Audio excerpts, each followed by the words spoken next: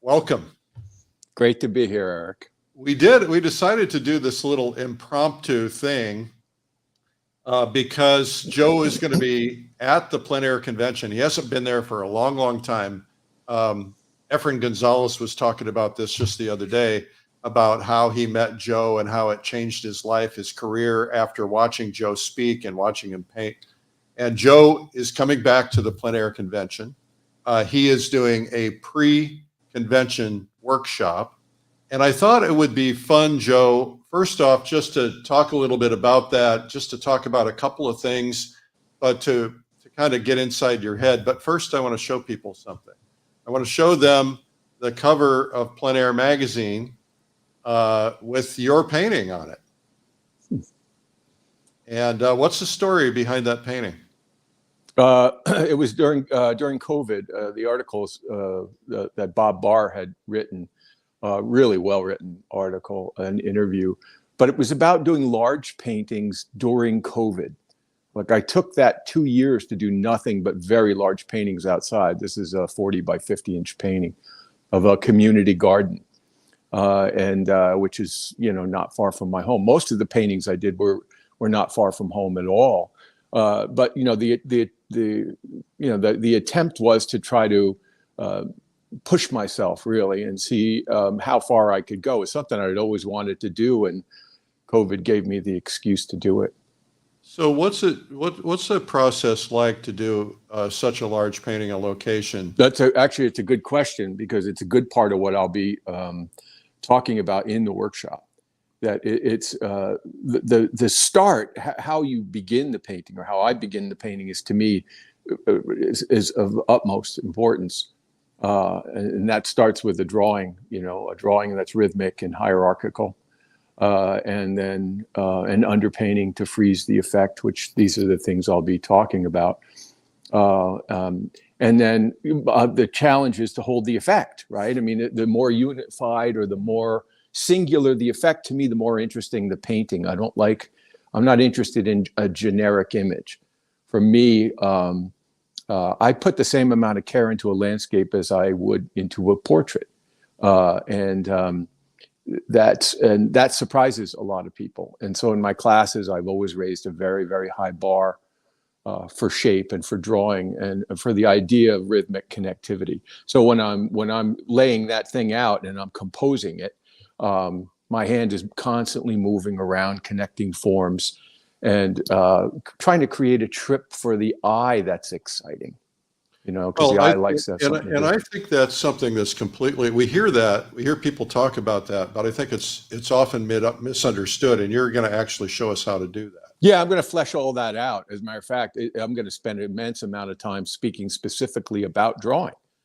And that's something that is often kind of bulldozed over in the plein air world. So what do you say to somebody who says, well, I can't draw, but I can draw when I paint? I would say that that might be a fabulous justification.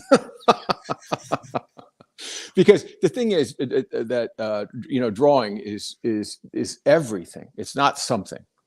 And to me, the artists that are out there today that I would consider masterful are not many.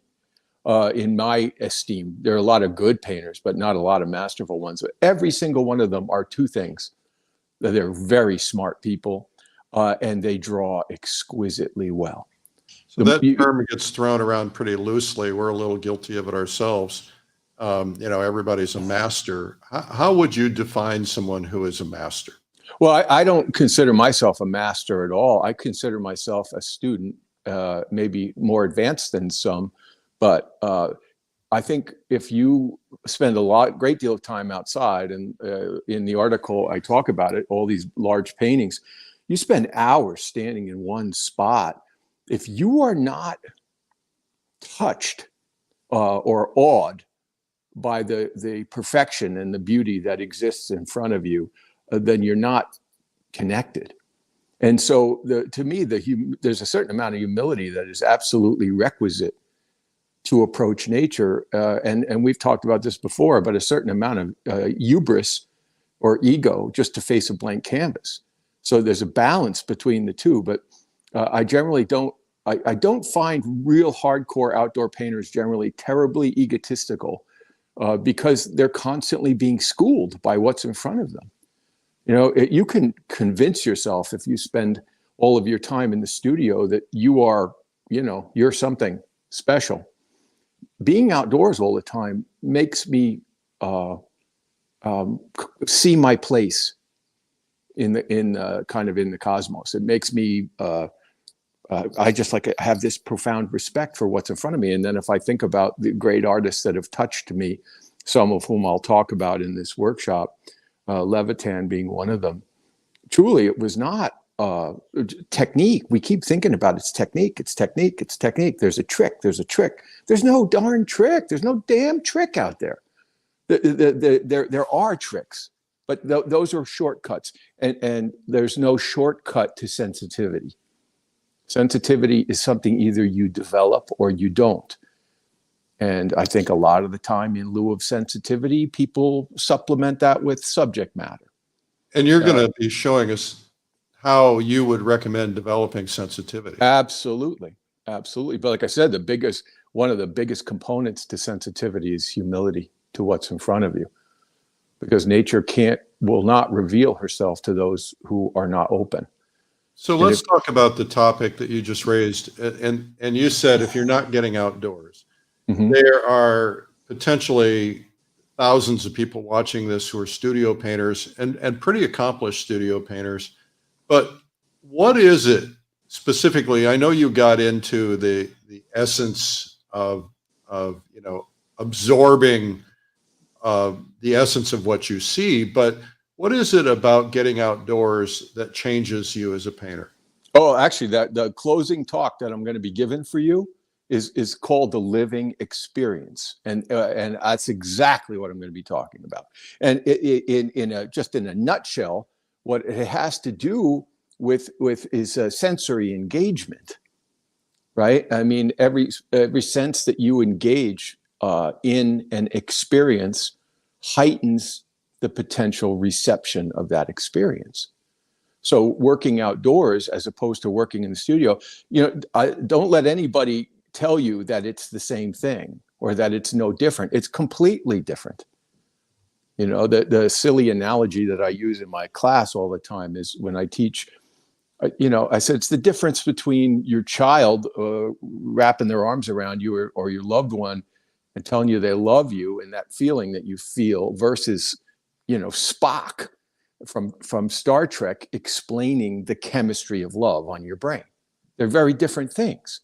Or it's you know, the plein air equivalent would be your child giving you a hug and telling you they love you versus looking at a photo on top of the piano of your child. Well, that's exactly right. It's a fine analogy. The point being that there's nothing that supplants. Nothing in the studio can supplant the time spent with your feet on the ground, where you're smelling it, you're tasting it, you're touching it. You know, you're getting rained on. You know, you're cold, you're hot. You know, you become part of it. There was a painting I did a number of years ago. I didn't know where our conversation was going to go, otherwise I would have sent it. And it was a forest interior from Madeline Island.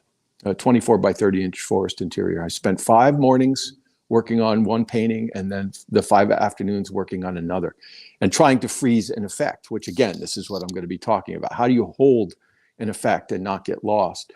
Anyway, I'm standing in the woods and, you know, and I, you know, consider myself somewhat sensitive because I'm outside all the time. But what happened is over the days, you start to feel like an Indian. You feel like all of a sudden, I smell something that I didn't smell 2 days ago. I noticed that the breeze is blowing off of Lake Superior and the scent of fresh water mingling with blowing over the ferns and stuff. And all of a sudden you become enveloped in this experience. And then I noticed the moss under my feet. And it was day after day. By the 5th day, I was so kind of a part of that environment that it was profound, you know, even to me after all these years. It was like, wow, this was What a spectacular experience. Most of us don't stand still long enough to receive that kind of thing. And believe me, for a guy that I'm sure I would have been diagnosed with dyslexia and ADD and all that back, when I was a kid, I've just learned to be still. It's like that scene from Vacation with Chevy Chase, right? They go to this giant hassle to drive all the way across the country to get to the Grand Canyon. They get there and they go take a picture and leave. That's it. But the difference between a day out versus 5 days out on a particular painting, mm-hmm. you're able somehow, and you're going to show us how, to essentially communicate the spirit of what you felt in that particular environment. Well, the truth is, Eric, you can't help but transmit that spirit if you're in it long enough. If you approach nature as a visitor, that's all nature's ever going to give you. And I have had the same experience. I was painting at the big tunnel view in Yosemite with this amazing group of painters a bunch of years ago. And the snow was swirling and these buses stopped and all these tourists poured, just disgorged out of it. And they came and they flowed around us like lava, and they're standing right in front of us and not paying any attention, right in your space. And all you hear is click, click, click, click, cameras going off all over the place. And then they run to the bus and they're gone. So their whole experience of Yosemite Valley will be a photo on their computer. They didn't take the time to breathe the air.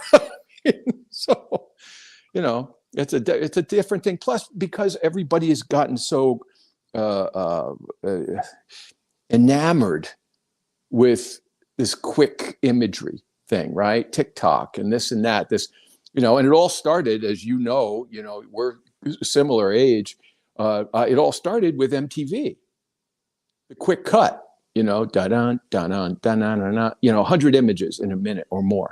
Right. That's when it started. And that does something to people's brain. And so I think people are less apt today to go to a museum and really stand in front of a painting and allow that painting to talk to them. And I think they're less apt to do that outdoors as well, But I also find the science of being outdoors, now they call it, I find this very funny. Everybody's reinventing what we've already known. If you take your shoes off, you connect to the vibration of the earth. Well, no kidding. And they call it grounding now. It's grounding. I'm grounding. I was up in the park one day painting, and I see this guy walking in circles with his shoes off, and he's talking, like a guru to somebody. And he said, I'll call you back. I'm grounding. Oh, wow. Okay. All right. Whatever works for you. I'm curious, Joe.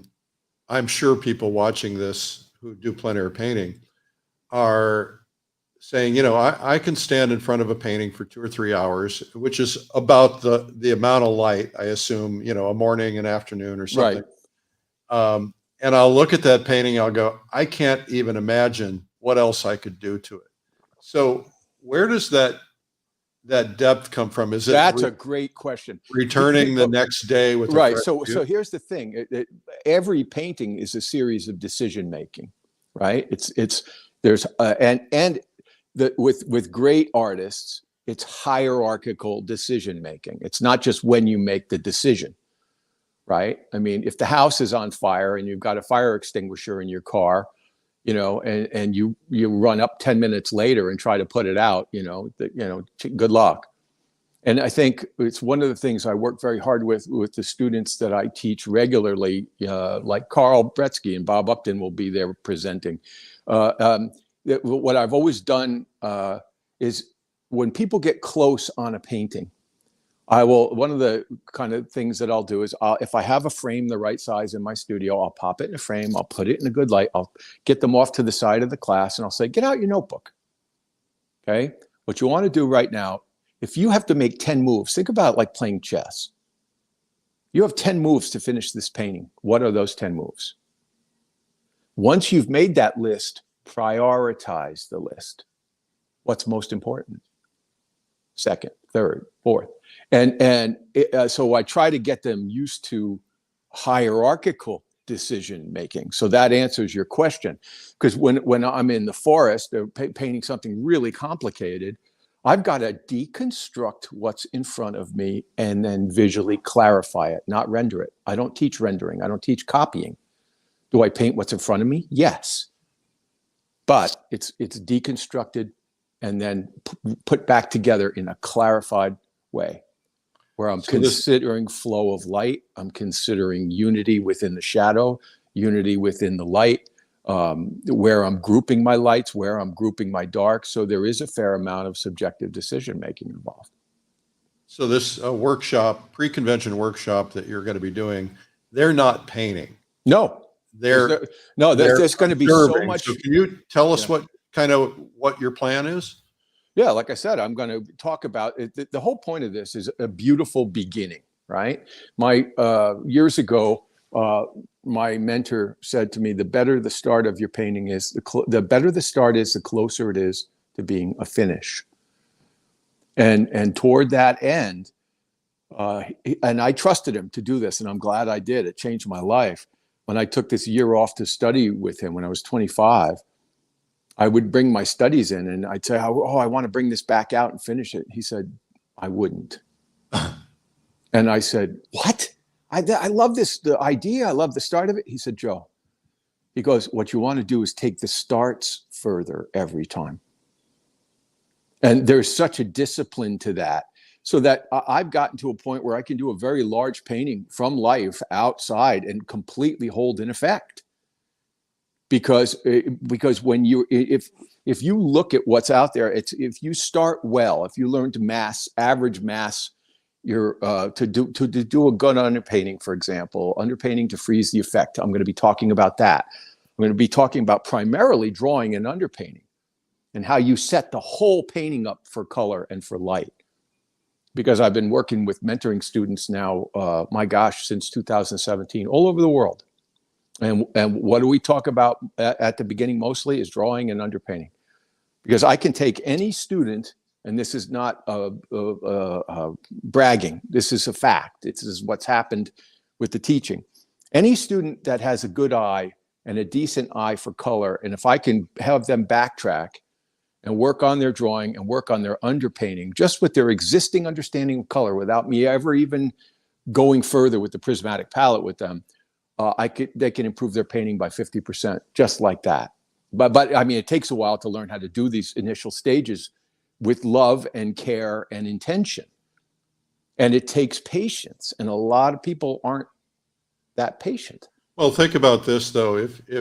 If you could, in a day, the morning the plein air convention starts, really, which starts in the afternoon, if you could fly in early to the convention, go to this one day and walk away knowing how, maybe you can't do it yet, but knowing how to improve your painting by 50% every time, and then going out there the whole week during the convention and practicing that, and then practicing it when you get home. Spot on. It would make, this is, it's not, honestly, it's not an idle boast. I've been teaching for 26 years. I've taught thousands of people now, and I've trained really a lot of good painters that are doing really well out there. You know, it's everything. It's not something, and that's why I want to talk about it, because it's not something most people talk about, because it's not sexy. It's kind of like, you know, all those years, at high school, I played 3 sports for 4 years, never missed a practice. I lifted weights every single day. And I was a skinny kid, and I just worked and worked and worked and worked and worked. And it was that, it's the time that nobody notices you that matters. It's the work that you do when nobody's looking that matters. And so the drawing and learning how to do a solid underpainting to freeze an effect of light. And it's not a traditional underpainting like a grisaille. It's not black and white. It's the shadows only. And it's complex and it's sophisticated, but it's super elegant. And if it's done well, you start with beauty. You don't finish with beauty. I mean, you will finish with beauty. But if you could start with beauty instead of having to work towards it, if you could make better decisions at the beginning of a painting so you have less mucking around to do later, why wouldn't you want to? I heard a term in Japan. I took a group of 35 people to Japan last week and the week before. And the term is called katawari. Mm. And what the term essentially means is that you're striving for beauty and perfection even when somebody's not watching. Yeah. You know, Steve Jobs used the I term love it. to say the inside of the MacBook is as beautiful as the outside. We know it's there. We wanted to do it right, even though you'll never see the inside. And it's about precision and beauty and making sure everything is done well and done right. Yeah, at all times. intentionality in every aspect. Yeah. That's what I'm going to be talking about. Beauty and intentionality in it right from the start of the painting. Are you going to be, you're going to be actually painting? Are you going to show them how you're? Yeah, I'll be doing an underpainting. I'll be doing an underpainting for sure. But like I said, I'm going to talk about drawing in a way that's a little different than the way a lot of people draw, because I taught figure drawing for 14 years here in my studio. And the way I draw outside is exactly how I draw a gesture figure. And what, every class we would do 61-minute poses, and people would say, well, what can you do in a minute? And I'll tell you, when you establish the hierarchy of a pose, what you can get in a minute or a 2-minute pose is astounding. If you get to the essence of what you're after, and those initial lines relate from, main line of action to the line that balances it or counters it on the other side of the figure. Because drawing all by itself can be static, or it can imply movement. And that's why I want to talk about this, because a lot of painting that I look at feels static. And because you see, and it's a lot of the way people draw it's not bad. It's just kind of cursory. Yeah. They just get a basic thing down so they can get to color, but I think color is sexy. Yeah, color sexy. That's what I'm saying. I mean, so I'm talking about the push-ups and the sit-ups and the jogging the track and doing all that stuff that isn't sexy, but that supports all of that stuff in the most beautiful way. It's foundational. Foundational, absolutely, but with elegance and care, and hopefully, if it goes the way I think it will go, when the underpainting is finished, that'll be beautiful all by itself. I want to show, for the people who might be seeing this who don't know, I just want to show them a couple other images. Do you want to tell us about this particular painting? Yeah, Fractured. It was one of the ones I did during that period. It's a 50 by 40 is what it is. Wow. And there's a stretch along the railroad tracks here that lead to my studio, and there are all these old bluffs, and I just love the design of it. There's the most elegant shape running down the center of it. So when I started with that, and that may be something I show at the convention, the underpainting. I remember taking the underpainting out of the car, and my wife, Natalie, coming out of the house going, "Oh my God, don't touch it. That's so beautiful all by itself." Because it was, there's shapes and shapes that counter each other, convex against concave. And so it creates this beautiful trip for the eye, exciting trip for the eye. So when you pay attention at that level, and like I said, you start with something. So there's this beautiful kind of vortex rhythm that runs through that thing, through the trees. If you look, this is like a saw blade effect to the trees. It's convex against concave with angles tucked in there. So it activates the eye, right? And that's actually, it was weird because you see bedrock, limestone bedrock at the top, and then it looks like they must have poured concrete down. And so being the odd bloke that I am sometimes, I'm like, I want to see if I can pull this off. This is really cool. And so there were all these subtle rhythms. So the idea was to carry your eye from the bottom all the way up into the top, and then hopefully delight the eye with the power of the silhouette that was up there. And again, that's something I'll be talking about. Plus I like the design of it. Okay, this looks like Italy. It is, yes. That's a big one. That's 40 by 50. And I remember doing the underpainting for that, and like I said, how varied the shapes were. The idea, one of the prime ideas that I'm going to be going into in great depth at the workshop is the unity and variety at the same time. And that's what's really challenging for most people, because they start with a block dash in, and often it looks like that. It's big, chunky shapes, and then they whittle and whittle and whittle and whittle. Now, that's one way to get there, but it takes a lot longer. I start with really clear shapes. And if you were to blow that up and look at all those tree forms are different, and yet all those shadows are connected. So that idea of getting maximum unity and maximum variety at the same time is terribly exciting. It's hard won. It's not easily done. I'm not going to say that. But when you learn to do it, you find beauty everywhere, because you notice the little differences within the big similarities and are able to maintain the unity while accessing wild amounts of variety.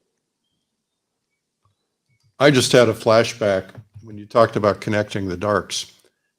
And I just realized that yours was the second training I ever took in plein air painting. We were at the Old Lyme, the Plein Air Painters of America had done an event. And the first one I took was Ken Oster, and the second one I took was yours. Mm-hmm. And I just had an epiphany moment, and that is that when you were talking to me about those things then, and I was a brand new baby painter, I couldn't appreciate them or understand them. And so this being able to go back and attend your workshop, which I will be doing, I'm really excited about hearing the principles now that I've been painting for a long time and have an understanding of things, because more clarity will be there. So if somebody's been to one of your workshops in the past, a long time ago, maybe it's time to return. Yeah, I can tell you this because I've been teaching for as long as I have. I get, with that many students, you kind of get, kind of every personality type, and I would have somebody that would come in and they'd be delightful in the class, and they'd take a semester or two and they'd go, I'm just going to go away and practice this. And then, they jump around and take a workshop here, a class here, or that, or there, or there, or there. And I run into them 10 years later and their work hasn't changed at all. Yeah. And here's the thing. There's nothing wrong with taking different things. I'm all for it. But a linear approach to study, years ago, I've had a lot of professionals take my workshops. Kathleen Dunphy was in my workshop, Kate Starling, John Cosby, Armin Cabrera. And when Cosby was in my workshop, the students, of course, privately were pulling him aside and said, what are you doing here? He said, as an illustrator, I cobbled together an approach to painting outdoors. Joe was taught a linear approach to organizing a picture, and I want to learn more about that. And so, even for people that have painted a long time, I've had mentoring students that have painted for 20 years. They've bought every book, they bought every video, and it's the same thing. They're trying this, they're trying that, and I'm not about the hook. There's no hook, no gimmick. It's work. It's delightful work, and if you can fall in love with this initial aspect that I'm going to be sharing, it'll rock your world. It'll completely change your life, and it gives you the opportunity to improve for the rest of your life as well. Well, that's a tall order. It's working. All I can tell you is I've been doing this a long time. And I love teaching it, especially when I have a hungry student. Every once in a while, I'll turn away a mentee, somebody, if I think they're not, if somebody's, when I kind of interview somebody to mentor, I'm like, well, this might not be for you, And then the other question I invariably ask, and it's a tough question, but it's an important one if I'm to help people, and that's, how direct would you like me to be with you? And I make sure I put that on the student so that they're responsible for that. Because I'm always kind, but I'm direct because you're there to get better. And if you're there to get better, I'm happy to help you. And when somebody's really hungry, I was super hungry when I ran into John Osborne, when I met him after I got out of art school. I was so ripe, and it was the perfect timing in my life and in his life, because during that time, I took this year off after 2 years of, painting one night a week, Thursday night, which is why to this day, I have a Thursday night class, because I wouldn't be here talking to you if he didn't have one. And then a Sunday morning outdoor. And then 2 years later, I'm like, I'll regret it if I don't do this. So I took a leave of absence from my job at a crappy little apartment in a bad part of town. And I drew and painted 7 days a week. And I asked him, I said, would you be willing to teach me? Mentoring wasn't even a word. People weren't using it back then. And he said, yes, I will. And he's never done it. He didn't do it before, and he hasn't done it since. It was just perfect timing in both of our lives. No accidents. And during that time, he was really highly critical with me because he knew I wanted it. And he suggested things to me that he might not have suggested to other people because it was they wouldn't have been interested. It was too much work. Yeah, well, you were willing to be criticized because he knew you wouldn't be wounded. No, part of it is, having been an athlete and being yelled at constantly, and you're never running fast enough, you're never hitting hard enough, you never. I just, I was okay. And the other part of it is, it was never a pissing match, Eric. I find with students that. I say all the time when I start a workshop, I go, guys, look, I'm here to help you. I am not here to impose myself on you. There's a difference. Now, if I say something, I'm going to be very clear. And the two things you never, ever have to say in my class are, really? Or do you think? Because frankly, it's all I think about. I'm useless in the real world. I really am. I'm not. My brothers can build a house and take an engine apart, and all I think about is drawing and painting, and I love teaching it. I love art history. I love everything about what we do. So I'm super concise when I teach. And toward that end, when I critique, people are always amazed. They go, I've never had a teacher get around the group as much as you have in a day. I said, yeah, I get in and I get out. Because teaching, just like painting, at its best to me is hierarchical. Right? So the stupid joke I use all the time, but people remember, is it's like artistic triage, right? I come up, look at your canvas, I deal with the sucking chest wound first, and then fractures, and then abrasions, and then I move on. and because the timing of the critique is as important as the information that I deliver. Right. Because it's all about what you do when. If you want to be able to become more expedient in moving through a painting, that hierarchical decision making is everything. It's not something. Hey, what I'd like to do is just tell people a little bit about the Plein Air Convention. Sure. You have been how many times? One time, two times? Twice. I give the keynote twice there. Yeah. Yeah. So you did Las Vegas, I believe, right? Or was it Monterey? I did Monterey and San Francisco. Okay. Well, it's time to have you back. Yeah. It'd be good to be back. What is your perception of what this environment is like, what the convention is like in general? Because I can say it all day long. People don't believe me because I'm the one selling it. What do you think? Well, I just think it's like a buffet, right? I mean, you go to a buffet and not everything is for everyone. And I think what this offers is a wide array of opportunity to hear people speak or see people demo. People can choose what they want to get out of it. Besides being with a group of kindred spirits.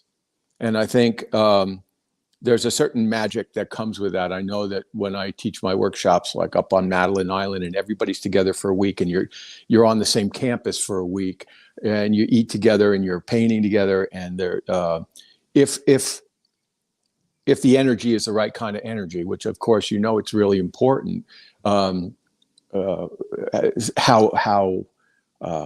Like how you start something, how you start the convention, how I start a class sets the tone, for the week. So I think people can get as much or as little from an experience like this as they choose, and I think but the fact that it's this broad offering is the big benefit. And the one thing I will tell people is I have in my experience with you having done this, the couple of times that I've given the authenticity creativity talk, there were a lot of people that came back to me after the fact. They couldn't wait to get out painting, so they missed the talk. And then they came back later and said, "Oh my God, I'm so bummed I missed the talk. I was out painting." So think about that balance. I would be mindful as an attendee about paying attention to what the offerings are, because painting is great, but you can always paint. You can't always have access to these artists. Well, one of the things that we suffer with is that we spend a year, 2 years planning this event. We put people on stages, and sometimes people don't know who they are. And so they automatically assume they shouldn't see them. And, we put them on those stages for very specific reasons, including this year. We have some very unique things that we're doing this year that have very specific purpose that we want people to find. And that's why we need them to trust us, follow the agenda. We have 5 stages. I'll show everybody a couple pictures. We have pre-convention workshops where people, in this particular one, it's a watercolor, they're painting. Yours is not going to be painting, but demonstrating in these workshops.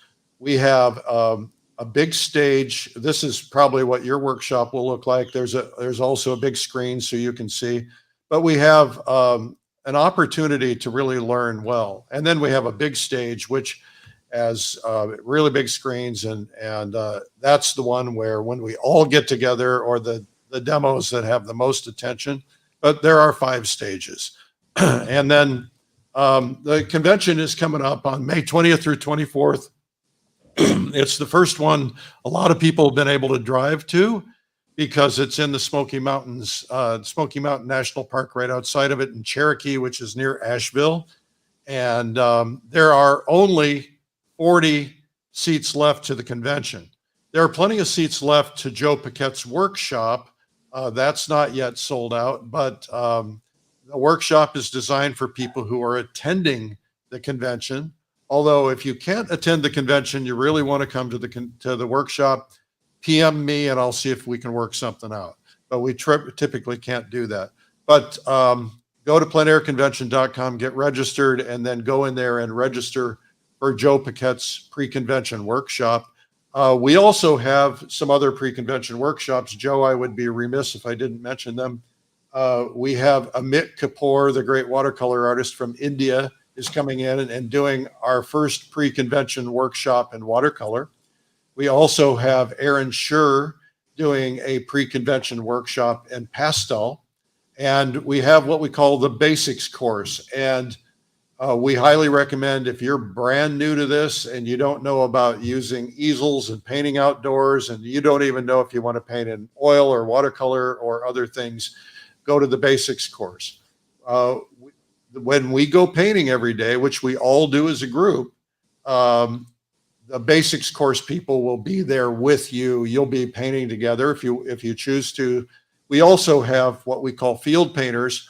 We have about 80 instructors who go out there, and when you're out there painting, no matter what course you've attended, and we all paint together, as I mentioned, they're there, they're running around with a hat and a flag so they can get noticed, and they're there to coach you, to give you some ideas, to help you, because the whole idea here is about learning and growing and getting what you can.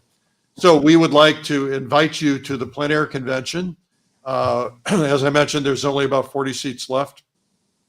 This turns out going to be the biggest one we've ever done.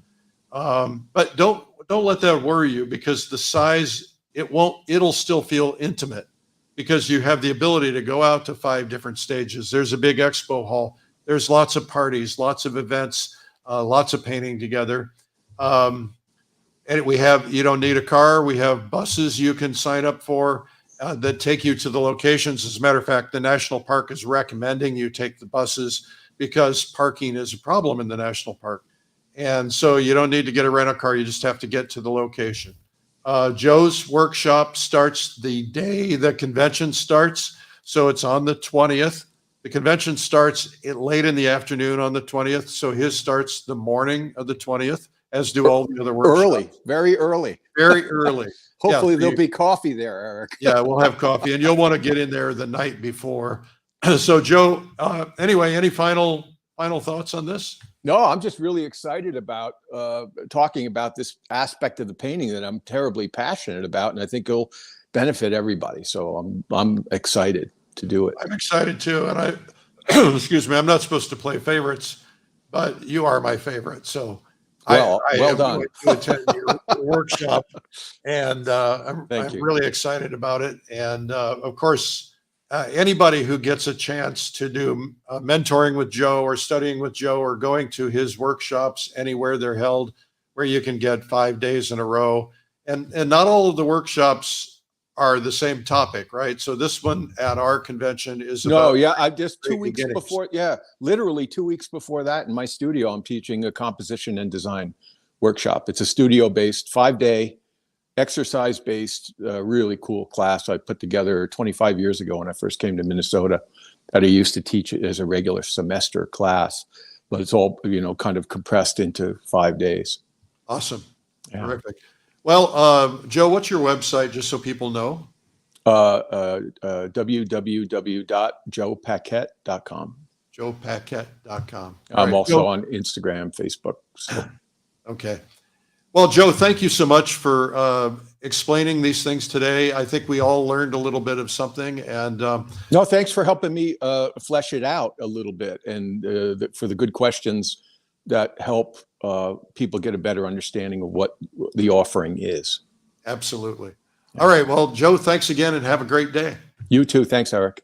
All right. Our guest today has been Joe Paquet, and he's going to be at the Plein convention this year on stage, but also there's an optional pre-convention workshop you can attend with Joe. And that, as I explained, there are others. I'm Eric Rhoads, publisher of Plein magazine. Thank you for watching today. Bye-bye.